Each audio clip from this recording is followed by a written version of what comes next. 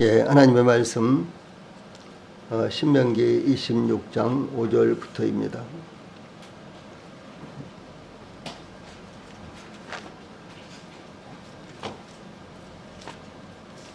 신명기 26장 5절부터 9절까지 지난주에 전판 말씀 이어서 전해드리겠습니다. 제가 봉독을 해드리겠습니다. 신명기 26장 5절부터 9절 말씀까지입니다. 너는 또 내 하나님 여호와 앞에 아뢰기를 내 조상은 방랑하는 아람 사람으로서 애굽에 내려가 거기에서 소수로 거류하였더니 거기에서 크고 강하고 번성한 민족이 되었는데 애굽 사람이 우리를 학대하며 우리를 괴롭히며 우리에게 중노동을 시키므로 우리가 우리 조상의 하나님 여호와께 부르짖었더니 여호와께서 우리 음성을 들으시고 우리의 고통과 신고와 압제를 보시고 여호와께서 강한 손과 편팔과 큰 위엄과 이적과 기사로 우리를 애굽에서 인도하여 내시고 이곳으로 인도하사 이 땅 곧 젖과 꿀이 흐르는 땅을 주셨나이다. 아멘. 오늘은 신명기 26장 5절로 6절 말씀을 통해서 하나님께 감사하는 이유, 하나님께 감사하는 이유, 이런 주제로 말씀을 전해드리겠습니다. 이스라엘 백성들이 종되었던 애굽에서 해방되어 이 40년의 광야 생활을 거쳐 하나님께서 이스라엘의 조상들 곧 아브라함과 이삭과 야곱에게 약속하신 약속의 땅 가나안에 들어가서 거주할 때에 그 토지의 모든 소산의 만물을 거둔 후에 그것을 가져다가 광주리에 담고 그 하나님 여호와께서 그의 이름을 두시려고 택하신 곳으로 그것을 가지고 가서 그때의 제사장에게 나아가 3절 말씀 내가 오늘 당신의 하나님 여호와께 아뢰나이다. 내가 여호와께서 우리에게 주시겠다고 우리 조상들에게 맹세하신 땅에 이르나이다 라고 고백하라고 지시를 했습니다. 이와 같이 하나님은 이스라엘의 조상들에게 약속하신 대로 가나안 땅을 이스라엘에게 주셨으며 그 땅에 들어가 거주하면서 토지소산의 만물을 거두어 광주리에 담아 하나님께서 지정하신 중앙성소에 나아가 하나님께 드리라고 지시하신 것이었습니다. 이것은 하나님께서 그들의 조상들에게 약속하신 것을 이루어 주심으로 그들을 어떻게 구원하셨는지 그것을 기억하고 감사하라 이와 같은 의미였습니다. 이어진 본문 5절로 9절 오늘 제가 읽어드린 말씀에는 하나님께 감사하며 고백할 내용들이 더 구체적으로 제시되어 있습니다. 우리는 이와 같은 본문을 통하여 우리가 하나님께 감사할 조건들을 세밀하게 살펴보고 감사하는 생활을 해야 할 것입니다. 본문을 통해서 제일 먼저 5절 말씀 번성하게 하셨다라고 하는 것을 감사라고 말씀하고 계십니다. 이 5절 초반부에 보면은 너는 또 내 하나님 여호와 앞에 아뢰기를 해서 너는 또 라는 말씀이 제일 먼저 나오는데 하나님께서 주신 땅에서 거둔 토지소산의 만물을 광주리에 담아 여호와 하나님께서 그 이름을 두시려고 택하신 곳에서 제사장에게 나아가 내가 오늘 당신의 하나님 여호와께 아뢰나이다. 내가 여호와께서 우리에게 주시겠다고 우리 조상들에게 맹세하신 땅에 이르렀나이다 라고 고백한 후에 이어진 더 구체적인 고백이 여기 5절부터 9절까지 나타나고 있습니다. 하나님께 토지소산의 만물을 드릴 때 5절 말씀 내 조상은 방랑하는 아람 사람으로서 애굽에 내려가 거기에서 소수로 거류하였더니 거기에서 크고 강하고 번성한 민족이 되었는데 라고 고백하라는 것입니다. 이 방랑하는 아람 사람이라는 것은 아람 사람들은 유목민이었다는 것을 의미합니다. 리브가의 오라버니 야곱의 삼촌 라반은 유목민이었으며 아브라함과 이삭과 야곱은 가나안 땅에 거주하면서도 유목민으로 생활했습니다. 우리가 창세기 12장부터 이렇게 읽어보면은 아브라함도 그리고 이삭도 야곱도 계속해서 거주지를 옮기면서 생활하는 모습을 볼 수가 있는데, 이것은 그들이 한 곳에 어떤 빌딩이나 건물을 짓고 거주한 것이 아니라 이 천막을 치고 장막을 치고 여기저기 양들을 이끌고 짐승들을 이끌고 옮겨 다니면서 생활했다라고 하는 것을 의미합니다. 아브라함이 가나안 땅에 이르렀을 때에 세겜 땅 모래 상수리 나무에 이르러 그 땅에 거주할 때에 창세기 12장 7절에 보면 여호와께서 아브라함에게 나타나 이르시되, 여호와께서 아브라함에게 나타나 이르시되 내가 이 땅을 내 자손에게 주리라, 이렇게 말씀하셨습니다. 이렇게 약속하신 하나님께서는 아브라함에게도 계속해서 그 약속을 반복을 하셨고, 이제 이삭과 야곱에게도 이와 같은 약속을 계속해서 반복해서 하셨습니다. 그러므로 가나안 땅에 들어가 그 땅을 기업으로 분배받은 이스라엘은 그 땅에 정착하게 될 것이며 농사를 지어 농업 위주로 생활하게 될 것을 하나님께서 말씀하신 것입니다. 또한 내 조상은 방랑하는 아람 사람으로서 5절 전반절에 있는 말씀, 여기에서 이 아람은 셈의 이 세 아들 중 하나로, 그러니까 셈은 누굽니까요? 이 아담이 가인과 아벨을 낳았는데 가인이 죽었죠. 근데 가인 대신에 낳은 아들이 이제 셋이죠. 그러고 나서 쭉 이제 역사가 이어진 다음에 이제 노아 시대에 이르러서 노아가 또 세 아들을 낳았는데 그 중에 한 아들이 셈이었습니다. 그런데 그 셈의 이제 후손이었다라고 하는 것이죠. 그래서 이 아브라함은 셈의 이 아들 중에서 아르박사스의 후손이기 때문에 사실은 아람과는 상관이 없었습니다. 그러나 내 조상은 방랑하는 아람 사람으로서라고 소개한 것은 이스라엘의 조상들인 아브라함과 이삭과 야곱이 아람과 연관되어 있다는 사실을 의미하는 것입니다. 그래서 일반적으로 이제 이스라엘 백성들을 히브리인 이렇게 이제 부르는가 하면은 또 다른 이름은 아람 사람 이렇게도 부른다는 거죠. 그런데 여기에서는 이 아람이라고 이렇게 나와 있습니다. 이 아브라함은 이 갈대아 우리에서 하나님의 부르심을 받고 하란 즉 아람을 거쳐 하나님께서 지시하신 대로 가나안 땅으로 이주했습니다. 이삭은 아람에서 아내 리브가를 데려왔습니다. 이삭의 결혼에 대해서 이삭은 40세에 리브가를 취하여 아내를 삼으니 리브가는 밧단 아람의 아람 족속 중 부두엘의 딸이요 아람 족속 중 라반의 누이였더라 라고 창세기 25장 20절에 증가하고 있습니다. 이와 같이 여기 한 절에 아람이란 말이 계속해서 나오는데 그것은 바로 이스라엘이 아람과 깊은 관련이 있다라고 하는 것을 의미합니다. 또 야곱은 아람 지방 밧단 아람에서 20년간 생활했을 뿐만 아니라 그곳에서 아람 사람 라반의 딸인 레아와 라헬과 결혼하여 자녀를 낳아 가문을 형성시켰습니다. 그러므로 이스라엘 백성들은 야곱의 12아들의 그 후예로서 이렇게 형성되어 있지 않습니까? 그런데 이 야곱의 12아들들은 모두가 다 이제 이 아람 사람과 관련을 맺고 있다라고 하는 사실입니다.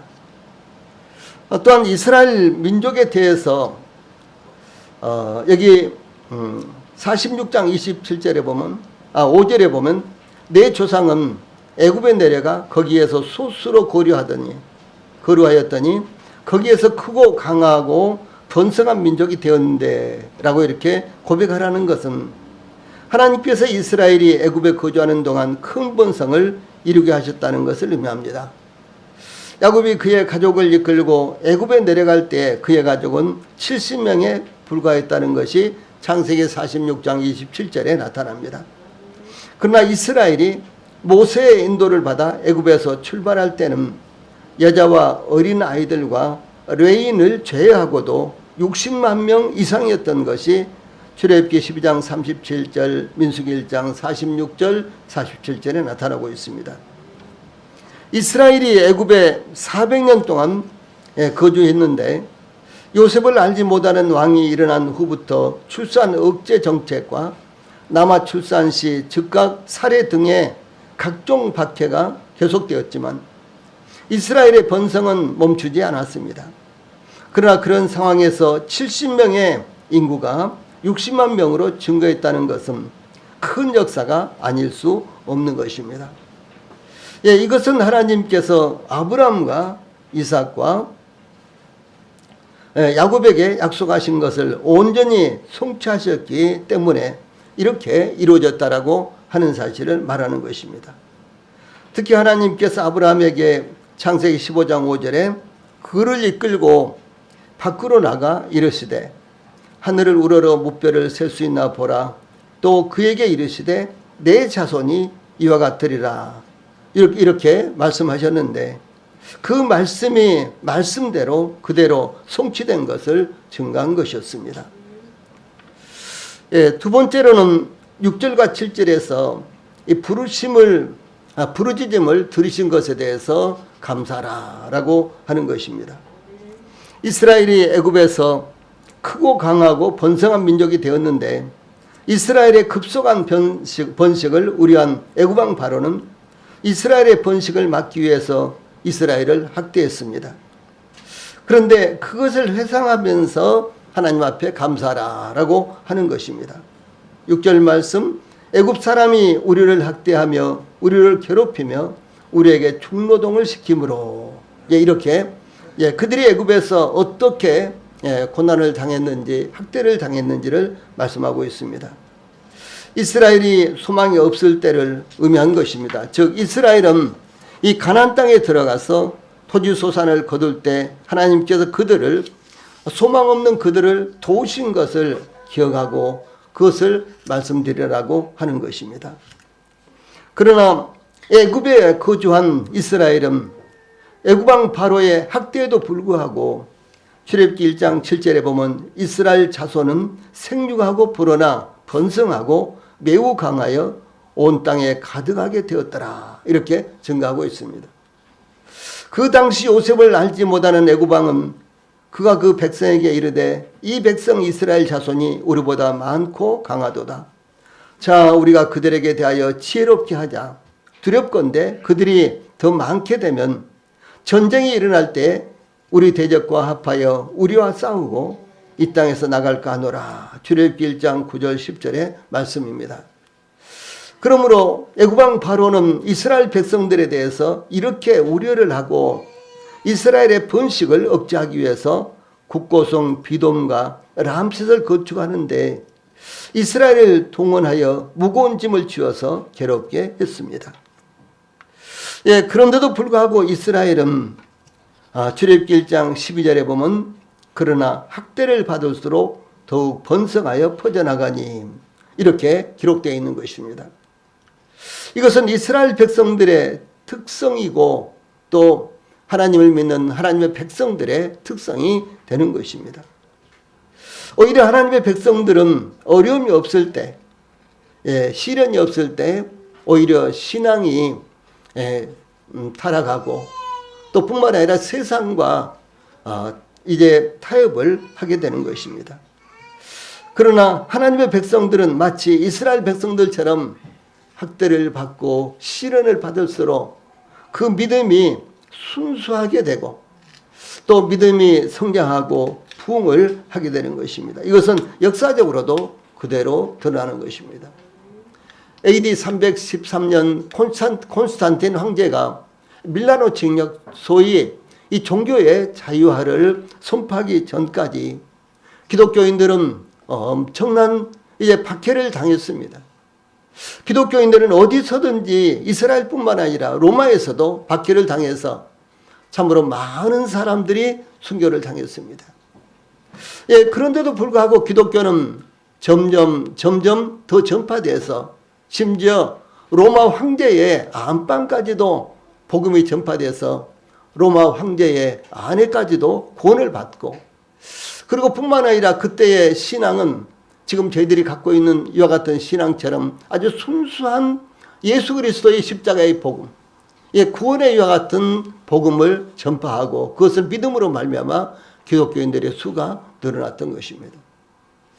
그러나 콘스탄틴 황제가 밀라노 칙령을 발표함으로 말미암아 기독교인들은 자유를 얻었고, 또 뿐만 아니라 기독교인들이 특혜를 받게 되었습니다. 그래서 기독교인들, 소위 세례를 받은 사람들은 이제 관직에서도 승진이 되고 군대에서도 승급을 하고, 이렇게 이제 특혜가 주어지니까 기독교인들, 이 참된 복음을 깨닫지 못한 사람들이요 대거 기독교 안에 들어왔습니다. 단지 그들이 사도신경만 암송을 하면, 신앙 고백만 하면은 이제 그들이 세례를 받고 혹은 침례를 받고 기독교 안에 들어오자 기독교는 급속하게 타락이 되어버리고 말았습니다. 그러면서 소위 중세기가 온 거예요. 중세기는 무엇입니까? 기독교가 전파됐지만 그러나 기독교가 국교화가 되고 기독교가 우상 종교가 되고 기독교에는요 참된 복음과 진리가 완전히 제거된 그런 형식적인 종교로 변질되고 말았던 것입니다. 그것이 이제 종교개혁을 통해서 다소 회복이 됐지만 그러나 그 후로 전 세계적으로 양적 편향적인 기독교가 들어서고 기독교는 그 본질을 잃어버리고 만 것입니다. 여기 이스라엘 백성들이 애굽에서 학대를 받을수록 그들이 더욱 번성하고 퍼져나갔다라고 하는 것은, 이것은 기독교에도 그대로 적용되는 것입니다. 그러므로 우리 성도들이 때때로 시련을 당하고 때때로 어려움을 당한다고 할지라도 그것이 오히려 마치 저희들의 신앙을 정화시키듯이 진리 가운데로, 복음 가운데로 이끌고 또 그것을 전파할 수 있는 수단이 된다는 사실을 우리 성도들이 기억을 하시기 바랍니다. 그래서 애굽왕 바로가 이스라엘을 노예로 삼아서 강제노동에 동원하여 괴롭게 하였으나 그런 방법으로는 이스라엘의 번식을 막을 수 없었습니다. 그러므로 애굽왕 바로는 이스라엘의 번식을 막기 위해 더 가혹한 직접적인 방법을 도입했는데, 히브리 산파들에게 이스라엘 여인들이 출산할 때에 아들을 낳거든 죽이고 딸이거든 살려두라고 명령을 했습니다. 그러나 히브리 산파들은 하나님을 두려워하였으며 또한 하나님을 경외하였기 때문에 이스라엘 여인들이 아들을 낳았어도 죽이지 않고 지혜롭게 피해가도록 했던 것입니다. 애굽왕 바로는 그것이 무산되자 더욱 악랄하고도 직접적인 방법으로 이스라엘의 번식을 막기 위해서 애굽의 모든 백성에게 아들이 태어나거든 너희는 그를 나일강에 던지고 딸이거든 살려두라, 이렇게 명령을 했습니다. 그러나 하나님께서 이스라엘의 절망적인 상황에서 모세가 태어나게 하셨는데, 모세가 나일강에 던져져 죽음을 당하도록 방치하신 것이 아니라 오히려 애굽왕 바로의 궁에서 공주의 아들로 안전하게 성장한 것을 볼 수가 있습니다. 그러므로 이스라엘은 가나안 토지 소산을 광주에 담아 하나님께 가져와서 7절 우리가 우리 조상의 하나님 여호와께 부르짖었더니 여호와께서 우리 음성을 들으시고 우리의 고통과 신고와 압제를 보시고 라고 하나님께서 이스라엘의 부르짖음을 들으시고 보호하시고 지켜주신 것을 회상하며 감사하도록 하셨습니다. 그러므로 우리도 하나님께 나올 때 하나님께서 우리를 어떤 상황에서 구원하셨으며 지금까지 지켜주시고 보호하셨는지 회상하며 감사하는 마음으로 나와야 한다라고 하는 것입니다. 구원의 기쁨이 살아있을 때, 다시 말해서 구원받고 나서 한 3년 정도, 구원의 기쁨이 10년 가운데 가득 차 있을 때는 뭐 이래도 저래도 하나님 앞에 감사하고 이제 그런 삶을 살다가 구원받은 지 이제 5년, 6년, 10년 이렇게 지나가면은 이 구원의 기쁨을 완전히 잃어버리는 그런 경우들이 참 많습니다. 예, 그래서 요한계시록에서도 2장에 이 에베소 교회를 향해서 너의 처음 사랑을 가지라 이렇게 말씀하신 것을 볼 수가 있는 것입니다. 우리 성도님들은 구원의 기쁨을 계속해서 가지고 계십니까? 아니면 구원의 기쁨이 아예 사라져 버려서 구원이 얼마나 중요한지, 내가 구원받은 것이 하나님 앞에 얼마나 감사한 일인지, 이와 같은 이제 마음이 전혀 없는 상태로 그저 형식적으로 교회생활을 하고 있는지 참 궁금합니다.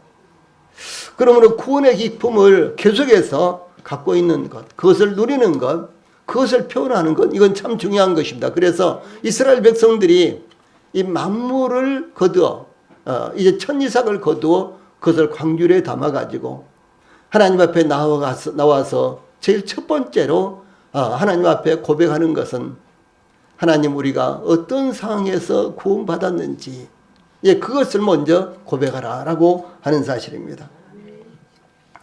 그래서 우리 조상의 하나님 여호와께 부르짖었더니 여호와께서 우리 음성을 들으시고 라고 기도를 들으시는 하나님에 대해서 증거하고 있습니다.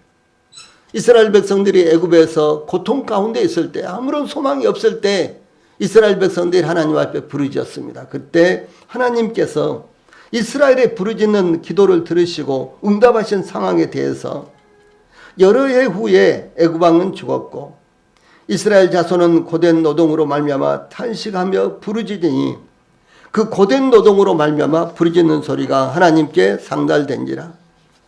하나님이 그의 고통소를 들으시고 하나님이 아브라함과 이삭과 야곱에게 세운 그의 언약을 기억하사 하나님이 이스라엘 자손을 돌보셨고 하나님이 그들을 기억하셨더라 라고 창세기 2장, 출애굽기 2장 23절로 25절에서 증가하고 있습니다. 이와 같이 하나님은 기도를 들으시고 역사하십니다. 야곱이 형 에서를 피해 하란의 에산 첨댁으로 피신할 때 이 베델에 이르러서 밤이 되었는데 그때 야곱은 그곳에 한 돌을 가져다가 들에서 베개로 삼고 잠이 들었는데 하나님께서 야곱에게 나타나셔서 말씀을 하셨습니다. 자, 위에 있는 말씀 같이 읽어봅시다. 시작. 나는 여호와니 너의 조부 아브라함의 하나님이요 이삭의 하나님이라. 내가 누워있는 땅을 내가 너와 내 자손에게 주리니 내 자손이 땅의 티끌같이 되어 내가 서쪽과 동쪽과 북쪽과 남쪽으로 퍼져나갈지며 땅의 모든 족속이 너와 내 자손으로 말미암아 복을 받으리라. 내가 너와 함께해서 내가 어디로 가든지 너를 지키며 너를 이끌어 이 땅으로 돌아오게 할지라. 내가 내게 허락한 것을 다 이루기까지 너를 떠나지 아니하리라. 창세기 28장 13절로 15절 말씀, 이렇게 하나님께서 야곱에게 약속하셨습니다. 이 야곱은 참 정체가 없었습니다. 에삼촌 댁으로 피신을 하고 있는데 에삼촌 댁에 가서 어떤 대우를 받을지 알 수가 없었습니다. 또 뿐만 아니라 에삼촌 댁으로 가고 오는 길 가운데도 그가 안전할지도 그는 장담할 수가 없는 상황이었습니다. 이런 상황, 그리고 이제 그 들에서 돌을 베고 잠을 자고 있을 때 하나님께서 나타나셔서 이렇게 약속을 하신 것입니다. 그래서 야곱은 아침에 일찍 일어나서 베개로 삼았던 돌을 기둥으로 세우고 그 위에 기름을 붓고, 이것은 무슨 말씀인가는 그가 거기서 그가 가진 것으로 하나님 앞에 예배를 드렸다라고 하는 사실입니다. 자, 아래에 있는 말씀 같이 읽어봅시다. 시작. 야곱이 서운하여 이르되 하나님이 나와 함께 계셔서 내가 가는 이 길에서 나를 지키시고 먹을 떡과 입을 옷을 주시어 내가 평안히 아버지 집으로 돌아가게 하시오면 여호와께서 나의 하나님이 되실 것이요 내가 기둥으로 세운 이 돌이 하나님의 집이 될 것이요 하나님께서 내게 주신 모든 것에서 10분의 1을 내가 반드시 하나님께 드리겠나이다. 창세기 28장 20절로 22절 말씀, 이렇게 하나님께 서원을 했습니다. 약속을 한 것입니다. 야곱은 혈혈단신으로 에스를 피해 하란으로 도망쳤지만 하나님께서 야곱에게 약속하신 대로 거부가 되어서 가나안으로 돌아왔습니다. 야곱은 하란에서 20년의 생활을 마치고 그의 아내들과 자식들과 많은 재물을 이끌고 가나안 땅을 향해서 돌아올 때 이 분열에 이르러 형 에서를 두려워해서 그가 기도를 합니다. 다시 말해서 그가 이제 가나안 땅 아버지 집 브엘세바로 돌아오는데 그의 형 에서가 400명의 군인들을 이끌고 지금 자기를 만나기 위해서 오고 있다라는 이와 같은 소식을 듣자 야곱은 내가 지금까지 간신히 살아남았는데 드디어 내 형 에서에게 여기서 죽겠구나 이렇게 생각을 하고요. 이제 요단강을 이제 건너는 이 푸니엘, 이 야복교라는 이와 같은 다리에서요. 거기에서 지금 완전히 절망 가운데 있었습니다. 그때 하나님께서 하나님 그때 이제 야곱은 이렇게 기도를 합니다. 자, 이 말씀 같이 읽어봅시다. 시작. 내 조부 아브라함의 하나님, 내 아버지 이삭의 하나님 여호와여, 주께서 전에 내게 명하시기를 내 고향 내 족속에게로 돌아가라. 내가 내게 은혜를 베풀리라 하셨나이다. 나는 주께서 주의 종에게 베푸신 모든 은총과 모든 진실하심을 조금도 감당할 수 없사오나 내가 내 지팡이만 가지고 이 요단을 건넜더니 지금은 두 때나 이뤘나이다. 내가 죽게 간과하오니 내 형의 손에서 에서의 손에서 나를 건져내시옵소서. 내가 그를 두려워하면 그가 와서 나와 내 처자들을 칠까 겁이 나기 때문이니라. 주께서 말씀하시기를 내가 반드시 내게 은혜를 베풀어 내 시로 바다에 셀 수 없는 모래와 같이 많게 하리라 하셨나이다. 창세기 32장 9절로 12절 말씀 이렇게 기도했습니다. 이 야곱의 기도의 특징, 그 외에도 우리는 느헤미야서라든가 창세기에 나오는 또 출애굽기에 나오는 기도를 살펴볼 때 믿음의 사람들은 항상 하나님께서 약속하신 것을 붙들고 그 약속 안에서 하나님 앞에 기도했다라고 하는 사실입니다.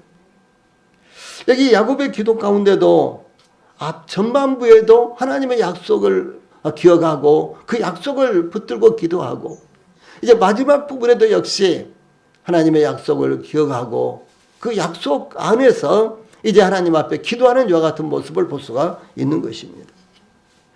우리 성도님들 저희들에게도 하나님께서 약속해 주신 것이 참 많죠. 그러면 그와 같은 약속을 붙들고 기도하십시오. 또 뿐만 아니라 하나님께서 기도를 들어주시겠다. 기도에 응답해 주시겠다. 또 기도하라. 이렇게 말씀하신 그런 기도를, 그런 말씀을 붙들고 기도를 하십시오. 예를 들어서 구하라 그러면 주실 것이요. 찾으라 그러면 찾을 것이요. 두드리라 그러면 열릴 것이니. 그랬죠. 예. 구하는 자마다 받을 것이요. 예. 두드리는 자마다 열릴 것이라. 이렇게 하나님께서, 주 예수님께서 말씀하신 그 같은 말씀을 붙들고 기도할 때 더욱더 힘이 있는 기도를 할 수 있다라고 하는 사실입니다. 여기 야곱의 기도 가운데 조금만 우리가 살펴보고 지나가면요. 여기 10절에서 나는 주께서 주의 종에게 베푸신 모든 은총과 모든 진실하심을 조금도 감당할 수 없사오나 내가 내 지팡이만 가지고 이 요단을 건넜더니 지금은 두 때나 이루나이다. 라는 기도는 하나님께서 약속하시고 그 약속을 이루신 것에 대해서 자신은 아무것도 할 수 없는 존재라는 것을 의미하는 것입니다. 그러므로 야곱은 지금 하나님 앞에 기도하면서도 하나님 저는 아무것도 할 수가 없습니다. 하나님이 저를 인도해 주시고 하나님이 저를 안전하게 지켜주시고 하나님이 말씀하신 약속대로 저를 인도해 주십시오라고 이렇게 기도하고 있는 것입니다. 이 말씀 가운데 감당할 수 없사오나 이런 말씀이 나오죠. 참 이 부분이 저는요 참 좋습니다.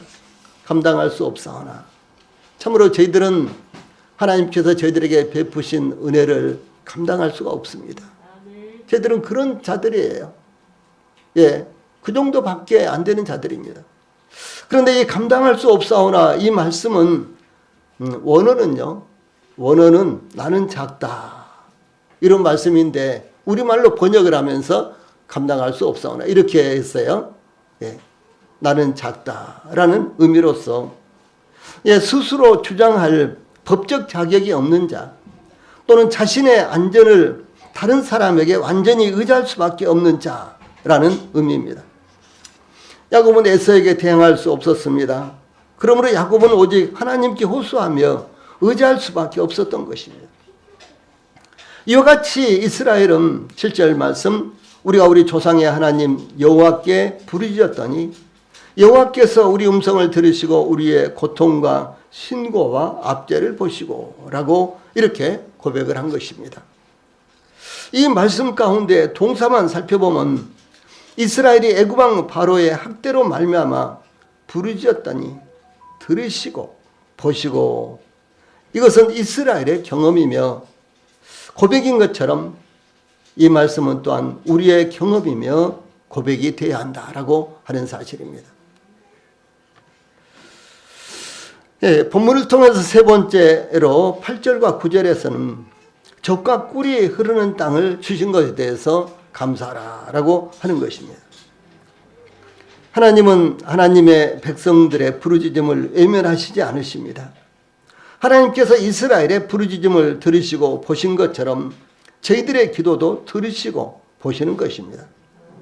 그러므로 가나안 토지 소산에 만물을 광주리에 담아 하나님께 가져간 이스라엘 백성은 이 8절과 9절에서 여호와께서 강한 손과 편팔과 큰 위엄과 이적과 기사로 우리를 애굽에서 인도하여 내시고 이곳으로 인도하사 이 땅 곧 젖과 꿀이 흐르는 땅을 주셨나이다. 이렇게 고백했습니다. 먼저 이 8절을 보면은 여호와께서 강한 손과 편팔과 큰 위엄과 이적과 기사로 우리를 애굽에서 인도하여 내시고는 하나님께서 이스라엘을 애굽에서 이끌어내시고 광야를 통과하게 하시고 가나안 족속들을 물리치시고 젖과 꿀이 흐르는 땅을 주시기 위해서 하나님의 능력과 어떤 하나님에게 속한 특별한 무기들을 사용하셨다라고 하는 것을 의미합니다. 곧 강한 손과 편팔과 큰 위엄과 이적과 기사는 하나님의 백성들이 하나님께서 하나님의 백성들을 도우시는 하나님의 능력을 이해할 수 있도록 표현하는 의인법적 표현인데 이것은 하나님의 능력이요 하나님께서 이스라엘을 약속의 땅으로 인도하시기 위해서 사용하시는 하나님의 무기들이다라고 하는 것을 의미합니다. 강한 손과 편팔은 하나님께서 애굽의 바로가 이끄는 수많은 병거와 마병을 물리치신 것을 의미합니다. 하나님께서 이스라엘을 향하여 어떤 국민이 신명기 4장 33절로 35절 자 파란 칸에 있는 말씀 같이 읽읍시다. 시작. 어떤 국민이 불 가운데에서 말씀하시는 하나님의 음성을 너처럼 듣고 생존하였느냐. 어떤 신이 와서 시험과 이적과 기사와 전쟁과 강한 손과 편팔과 크게 두려운 일을 한 민족을 다른 민족에게서 인도하여 낸 일이 있느냐. 이는 다 너희의 하나님 여호와께서 애굽에서 너희를 위하여 너희의 목전에서 행하신 일이라. 이것을 내게 나타내심은 여호와는 하나님이시요 그 외에는 다른 신이 없음을 내게 알게 하려 하심이니라. 어떤 민족을요, 어떤 한 민족을 다른 민족으로부터 하나님께서 이끌어내셨다라고 하는 그런 일이 있었느냐, 그런 소문을 들은 적이 있느냐. 그럼 왜 하나님께서 이스라엘 백성들에게 이렇게 했느냐? 하나님만이 오직 한 분이신 유일하신 참 하나님이신 것을 증거하는 것이다 라고 하신 것입니다. 그러므로 하나님의 강한 손과 편팔로 이스라엘을 애굽에서 이끌어내셨던 것을 의미합니다. 다음에 큰 위험은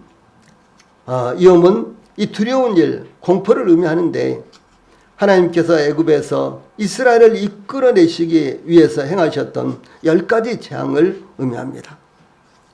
하나님께서 물이 피로 변하게 하셨고 개구리나 이 모기가 파리가 들끓게 하셨으며 사람이 서로 볼 수도 없는 흑암이 애굽 온 땅을 며칠 동안 덮게 하셨으며 애굽왕 바로로부터 노예의 장자와 모든 짐승에 처음 난 것이 하나도 피하지 못하는 죽음의 공포를 쏟아지게 하셨던 것입니다.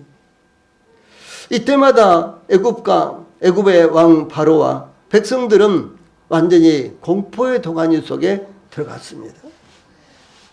다음에 이적과 기사는 하나님께서 이스라엘을 구원하시기 위해서 자연법칙과 인간의 상식을 초월하여 행하셨던 놀라운 하나님의 능력이 나타난 것을 의미합니다. 하나님께서 홍해를 갈라 마른 땅처럼 건너게 하셨습니다. 하나님께서 바위를 터뜨려 생수가 쏟아지게 하셨습니다. 하나님께서 40년 동안 아침마다 만나를 내려주셨습니다. 하나님께서 이와 같은 능력의 무기들을 사용하셔서 하나님의 백성들을 도우시고 인도해 주셨습니다. 하나님께서 이와 같은 능력으로 9절 이곳으로 인도하사 이 땅 곧 젖과 꿀이 흐르는 땅을 주셨나이다. 이렇게 고백하며 감사하게 하신 것입니다. 근데 하나님 앞에 나올 때, 그리고 하나님 앞에 만물을 가지고 나올 때 그것을 하나님 앞에 드리면서 이렇게 감사하라. 이렇게 말씀하신 것입니다.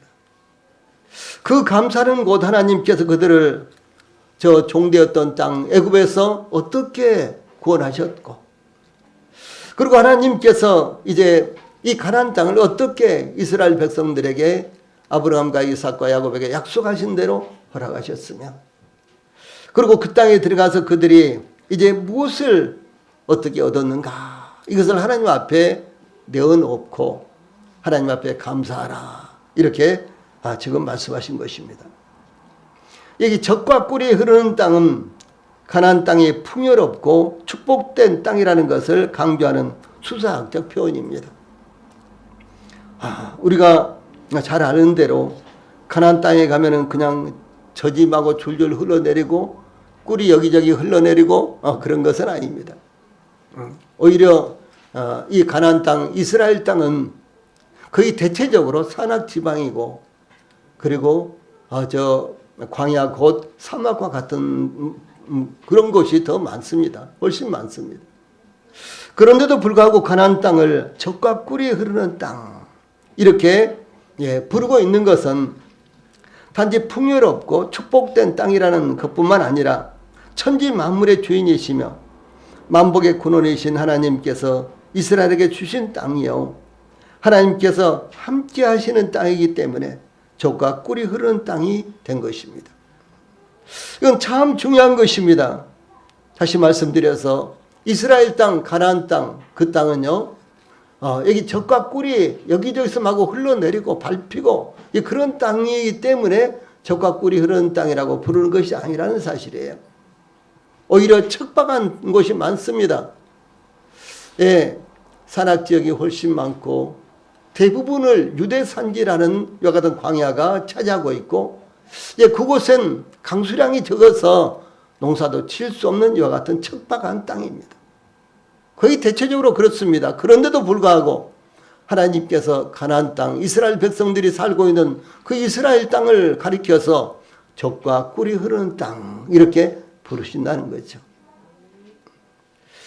그런데 그곳은 단지